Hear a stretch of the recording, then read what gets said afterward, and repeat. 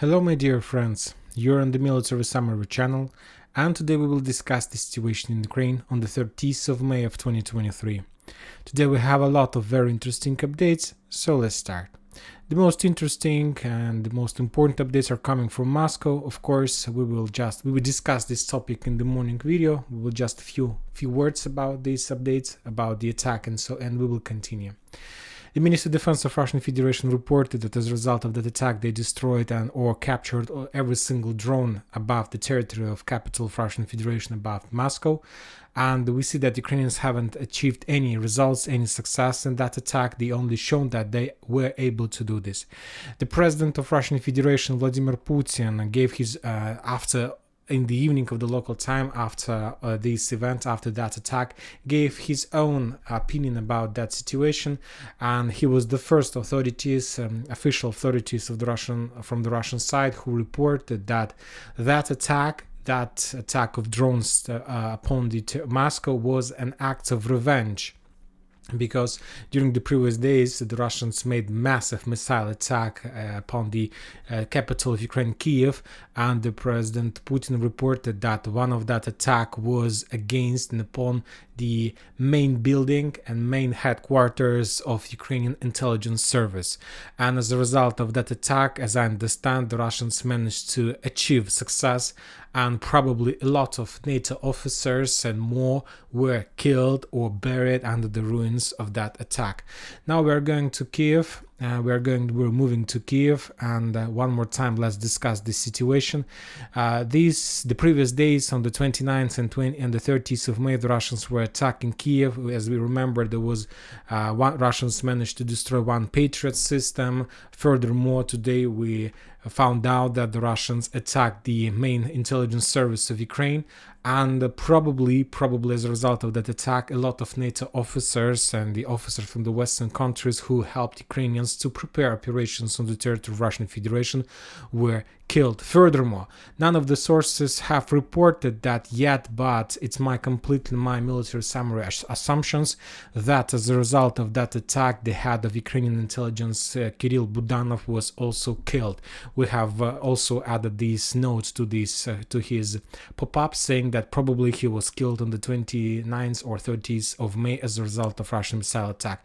Of course, right after those missile attacks, the Ukrainians published a video with the participation of that General Kirill Budanov, where he was saying that the Russians should expect waves of attacks from the side of from the Ukrainian side.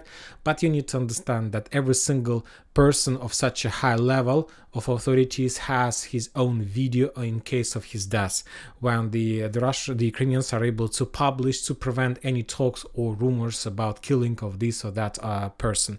So now we need to expect any news, any piece of news or any legal video from his side within the next few days, and after that we will be able to delete this note from his profile that he was killed. But one more time, this is complete speculation, projection from military channel side. It's just my assumptions, and probably he's alive, but we will stick to this point if you follow Military Summer channel. Furthermore, another interesting update we received about Zaluzhny. We still don't know what is going on with him after a few videos and after a few reports from the Russian side that those videos were fake.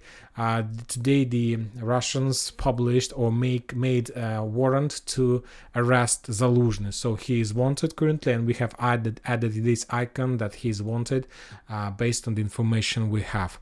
Now we're moving to the ground, and we're going to start with Belgorod. Of course, today the Ukrainians continue shelling and attacking Belgorod using their all types of artillery systems they have. And this evening of the local time, the governor of Belgorod reported that as a result of attack during the previous days, the Russian authorities took a decision to create some kind of evacuation centers. So the places where every citizen of these settlements are able to come and to take a decision whether he has or want to redeploy from Shebekino to any other town or settlement. So it was some kind of urgent center to fix and to solve the issues and problems of civilians in this area. And the governor of this area reported that as a result of artillery attack, the Ukrainians attacked that center, and as a result of that attack, a lot of people were wounded and there were killed people as well.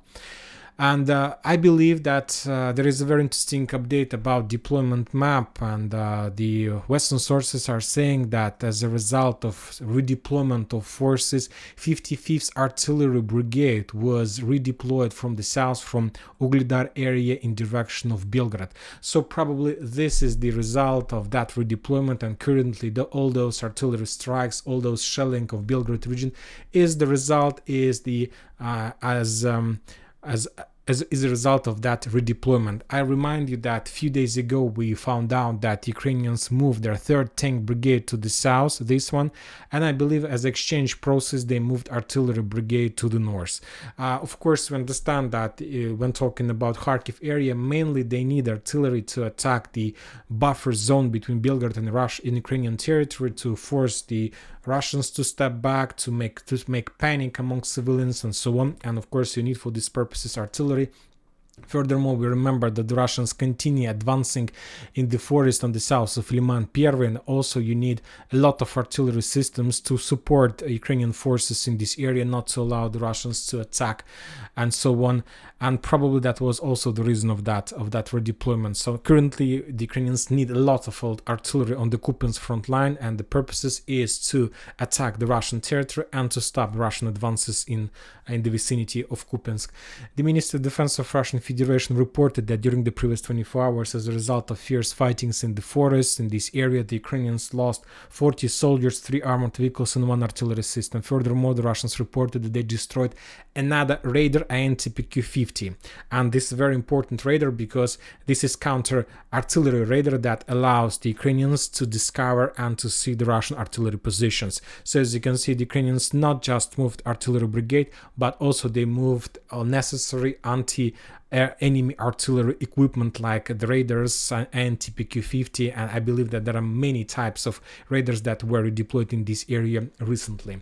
Now we're moving to the south, and today the Russians also reported that there was another clashes, fierce fightings in the vicinity of Sinkovka. In this area, the Ukrainians were trying to send some commandos, probably to attack Liman, Pervy or something like this, but those attacks were repulsed and the Ukrainians were forced to step back.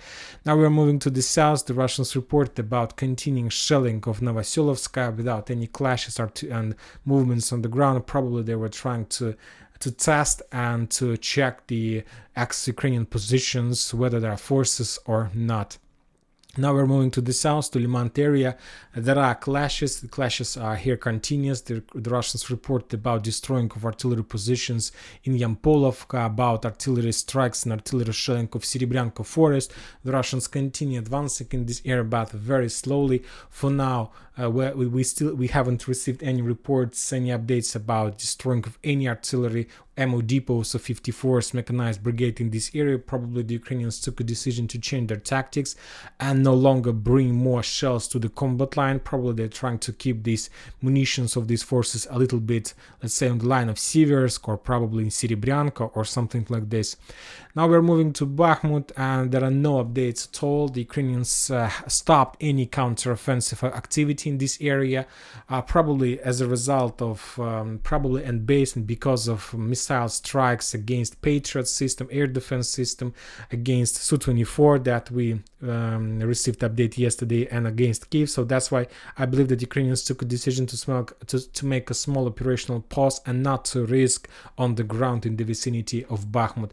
The only update from this area is that the Russians reported that as a result of artillery attack, they destroyed at least 2 ammo depots in the vicinity of Ivanovska, the first one of the 5th Aid Brigade and the second one of the 54th Mechanized Brigade. I don't know what this ammo depot, why they're what is this ammo depot doing in this area, but probably that was a mistake. I don't know, but who knows, maybe there are some parts or some squads of that 54th Brigade in the vicinity of Bakhmut as well.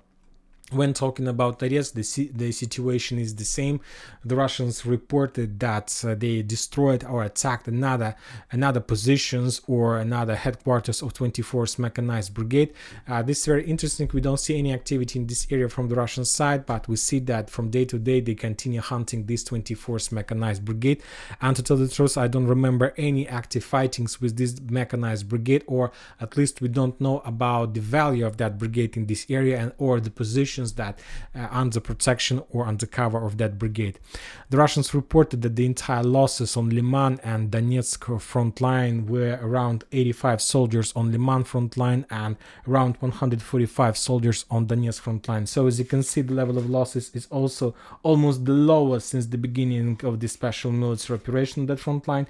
We see that there is a real operational pause, and the question is when the Russians are going to restore their activity in this area. Now we are going to Avdiivka. The Russians for the sixth time in a row report about destroying of ammo depots and positions of the Ukrainians in Avdiivka itself, but also without any changes on the ground. Now we are moving to Marinka. The same reports. The Russians reported about destroying of another small ammo depots in the western part of Marinka. I believe those ammo depots belong to 79th Airborne Air Assault Brigade, but without any changes on the ground as well. Also, the Russians report about attacking and striking of Ukrainian positions in Adradne, this settlement. There was a report about destroying of ammo depot yesterday, so probably the Russians continue attacking and destroying the ammo depots of 3rd Tank Brigade that recently was redeployed in this area from the Kupiansk front line. And just there were 2 explosions and few explosions in Vremivka and Velika Novosilovka, but without any reporting from the Russian side about the results of those attacks. The Ukrainians from their side sent a few commando squads in direction of Vladimirovka, but the Russians moved their reserves, and as a result of a small fightings in this area, the Ukrainians, after I believe they get the necessary information, they retreated from these positions toward Vadiane and toward the Ukrainian positions in this area. Now we are talking about South Donetsk and Zaporozhye area, and the Russians reported that the entire losses of Ukrainians in this area were around 140 soldiers. As you can see, also the level is very high in comparison with the previous months, but also without any changes. So we see that there are no intensifying, and the same, there are no reducing of the loss. So that's when the situation is the same almost every single day, and mainly the situation is connected that Ukrainians have redeployed a lot of forces on the combat line. There is a lot of forces from the Russian side as well. So, and as a result of those artillery duels, we can see these losses.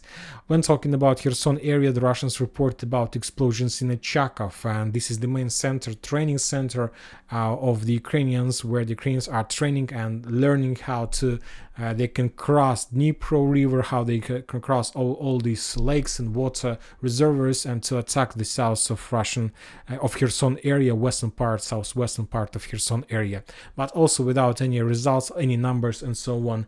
And as a result of the attack, the Ukrainians lost on the entire Kherson front line. The Ukrainians lost 30 soldiers. As you can see, also the level is the same without any changes. And we see that there is a small operational pause and probably some kind of silence before the storm. Currently, the parties are concentrated on attacking each other using the missiles, using the drones, and the results are very rich. Those attacks are very rich for results, as we can see from both sides. The Ukrainians managed to achieve some media victory. The Russians, if they're providing us the real information, managed to destroy another headquarters of Ukrainian intelligence, probably including the head of Ukrainian intelligence. We'll see. So we just discussed the situation on the ground. We just discussed the situation with missile attacks, and this about the end about these 2 parts. And in the final part of this video, I'm going to talk about a very interesting question. I made my own analysis of the situation and probably of possible movements from the Russian side in the very near future. And currently, I'll start this part of the video with the thing that, correct me if I'm wrong, there are currently 5 active points where the Russians are doing small advances and small attacks, where the Russians are attacking. And the first one is the Kupiansk front line, where the Russians are trying to attack and establish control over the forest between Kupiansk and Liman Лиман I. The second area, important area, is Bilogorovka, where the Russians, starting from the beginning of April, are trying to encircle this Bilogorovka area and to capture this bridgehead, to push the 81st and 54th Brigade back to Siversk, and after that probably to start movements in direction of Siversk. This is the second area. When talking about Bakhmut, there are no clashes at all. Both sides, either the Ukrainians and the Russians, completely stopped, so currently there are no activity in this area at all. Maybe there are going to be, but if you ask me, I'll give you my opinion. I believe that there are not going to be no movements in direction of Bakhmut within the next months or maybe weeks or something like this. So the third important and active area is the area between Achertino, Keramik, Novobakhmutovka and Krasnogorovka. This is the area where the Russians are trying to develop their attack to the north and to push the Ukrainians from the area between Keramik, Novokalinovo, Achertino, and to capture this area. This is the third area. The fourth area, active clashes, is where the Russians, using the Storm D squads, are trying to storm Pervomaiska and to get as close as possible to Nitailova. And the final one is the Battle of Marinka. This is the area where the Russians are trying to push the 79th Brigade from these positions and to capture this area, and after that to continue advancing to the west. So, and probably I believe that if the Russians are going to start any offensive operation, this is my complete opinion, my speculation from my side, I believe that the Russians will try to develop one of these directions, and probably they will develop all of them. But some of them are going to be fake attacks, and like not the major direction, the secondary directions, and few of these directions are going to be the main. And if you ask me, I believe so. We have had a poll on the YouTube channel where I was asking you your opinion about the next movements, and most of the people of the Military Summer channel viewers, subscribers, think that the Russians are going to attack Avdiivka. I'll give you my opinion. I believe that yes, but Avdiivka is not going to be the main direction. Probably I think that the Russians, based on the information we have and based on the tactic and strategy that the Russians are going to use, the main directions are going to be, let's say, Nitailova from Pervomaisk. This is going to be the first main direction. And the second main direction from the Russian side is going to be Marinka, Maximilianovka, this one. So the Russians have already achieved significant success in this area. Soldiers from this area are used to this territory, they understand exactly what they need and so on. Furthermore, don't forget that during the previous weeks, the Russians destroyed this dam in the vicinity of Karlovka, and currently this area probably are still flooded by the water and something like this, and currently the Russians managed to reduce the Ukrainian possibilities to supply and support this area with munition, force, and so on. And don't forget that when talking about this area, there are 59th Brigade, 79th, 35th, and this brigade are located here probably since the September or October of the previous years. So there are a lot of forces on the Ukrainian side in Bakhmut, and it's not very smart to attack forces where you can find a lot of forces. When talking about South Donetsk, Zaporozhye area, there are a lot of newly created brigades, so probably this is also not a solution for the Russians. Kupiansk is very far from the main goal and main thing that the Russians need to achieve as a result of this special military operation. And when talking about Marinka, there are very old units in this area, and if the Russians, for example, are able to penetrate the Ukrainians' defense orders in Pervomaiska, Nitailova, Marinka, and Maximilianovka, so probably they will be able to establish control over this territory. And from this perspective, this is a very perfect bridgehead for the Russian forces to continue advancing to the west. As you can see from the south, there is a lake like Kurakhova Reservoir. From the north, there are also two lakes, and there are railroadways from the south, from the north. And probably, as you can see, if the Russians are able to advance in this direction, we see that they can solve by this attack a lot of issues and a lot of problems with the south area with Ugledar bridgehead and with the northern bridgehead in Avdiivka. So by attacking and by developing their attack and their bridgehead in the west from Peski in this direction, they can create at least two operational encirclements, one on the Avdiivka bridgehead and another one from the south. Another evidence of this tactic is that, if you remember, the Russians reported that as a result of redeployment process of Wagner's in Bakhmut, they were replaced by DPR forces, not by the Russian army, not by LPR forces, but with DPR forces. So currently we understand that DPR and the combat line of DPR has some lack of infantry. But the thing is that Prigozhin and his Wagners were redeployed in Lugansk. They have created a base there, and currently they're fulfilling their forces in this area. So probably if they were replaced by DPR forces in Bakhmut, so that means at the time when DPR forces on the Peski front line should be replaced, and when the rotation process comes, these forces will be replaced by Wagner forces. It's just normal rotation process.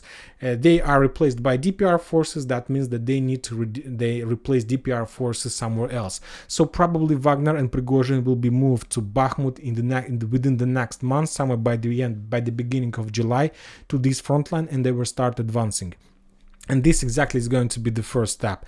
And the second step of that plan, as I understand, the Russians are going to establish bridgehead along the railroad ways that goes in the western part of, from the west, from Donetsk, right to Selidovo, Novogrodovka, and along the lakes and the water reservoirs in this area. So this is going to be the second step of the Russian attack, and probably, as you can see from this perspective, they can complete the encirclement of Avdiivka forces. Of course, the Ukrainians will make some their own counteroffensives. Furthermore, by this attack, the Russians will be able to cut supply roads and railroad ways that goes from let's say from Pokrovsk in direction of Avdiivka. This is the first area that the railroad ways that they will be able to cut, and the second railroad ways that they will be able to cut is the roads that goes to Kurakhova. So, and this is, I believe that this is going to be the next Russian steps. It's very smart, and first of all, by this attack they will be able to at least to solve three issues with Avdiivka, with Marinka, Krasnogorovka, and with Ugledar, because also from this bridgehead, of course, the Russians will be secured from the south from Kurakhova forces, and they will cut the supply and support that goes to Kurakhova from the west, from Velika Novoselovska along the N15 road. So this is going to be and this is going to be the next attempt and next operation. In the global scope, this bridgehead will allow the Russians to advance to the north and to encircle, let's say, Slavyansk, Kramatorsk, Konstantinovka agglomeration from the south. Of course, if the Russians are able to develop this bridgehead soon, during this process, we will see attempts to attack in direction of Slavyansk from the east. And of course, we are moving back to Kupiansk, and all those attempts to develop bridgehead from Kupiansk will go to the south, to Liman, and probably this is the original plan of the Russians for the next phase of special military operation, but only after establishing the bridgehead and solving every single issue in the vicinity of Donetsk. And that's it for today. Military Summer channel reminds to condemn any violence in Ukraine. Thank you for watching. Subscribe to my channel, put your likes, join my Patreon, and have a good day. Bye bye.